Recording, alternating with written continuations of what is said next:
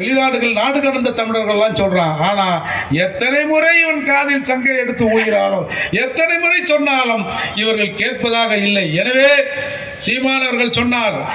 அப்போ சீமான் நான் இவ்வளவு தூரம் வந்து விட்டேன், இலங்கை பக்கம் தான் சொன்னார்.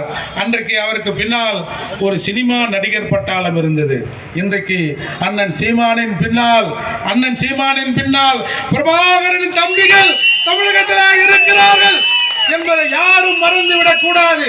எனவே இங்க தமிழ்நாட்டில் இவெல்லாம் சோரம் போனவன் நினைவில் பிறந்தவர்கள் ஒரு கதை இருக்கு. அது தமிழகத்தில் பல பேர் அந்த மாதிரி நினைவில் பிறந்திருக்கலாம் நினைக்கிறேன். யாரும் தவறா நினைச்சுக்கோனா. ஒரு காலத்தில் எம்ஜிஆரின் போஸ்டரை கிழிச்சு அந்த போஸ்டர் மேல படுத்துக்குவாங்களாம். அந்த மாதிரிலாம் தமிழர் இருந்துட்டான். அதனால இன்னைக்கு போய் தமிழர்களே வாங்கன்னா இருங்க பார்ப்போம், என்னங்க இப்போ தமிழருக்கு என்னங்க நல்லா தானுங்க இருக்கிறோம் அப்படி நீ வழங்கலன்னு வச்சுக்க, இங்க இருக்கிற மீனவர்களை நீங்களே ஆயுதம் எடுக்க தூண்டுகிற குற்றத்துக்கு இந்த தமிழக அரசும் இந்திய அரசும் உள்ளாகும். எனவே இந்தியாவில் இருந்து வருகிற தமிழகத்திலே இருந்து வருகிற மீனவனின் இடுப்பில் துப்பாக்கி இருக்கும் என்று என்றைக்கு இலங்கை ராணுவம் நினைக்கிறதோ, இலங்கை கடற்படை நினைக்கிறதோ அன்றைக்கு தான் இந்த பிரச்சனைக்கு தீர்வு வரும்.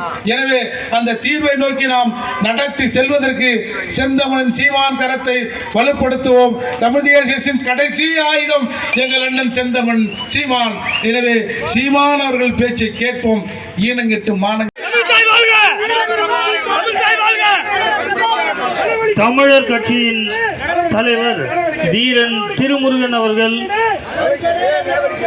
தங்களுடைய கட்சியின் உறுப்பினர்களோடு இன்று நாம் தமிழர் கட்சியில் தன்னை இணைத்துக் கொள்கிறார்.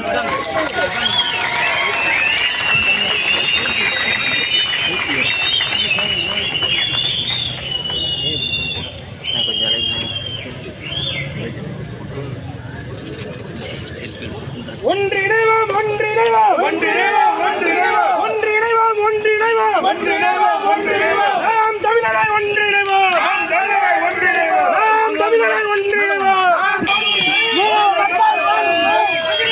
தமிழர் கட்சியின் நிறுவனர் வீரன் திருமுருகன் அவர்கள் தன் கட்சி உறுப்பினர்களோடு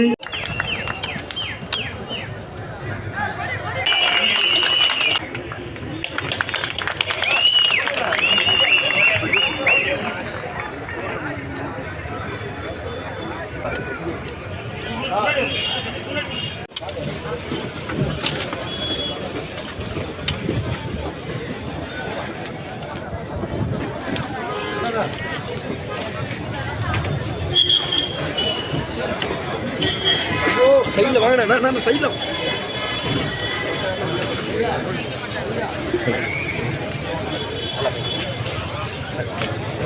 எப்படிண்ணா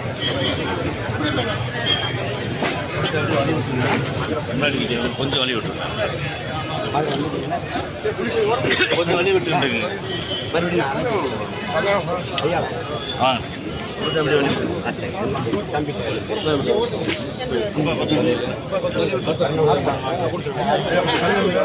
ஐயா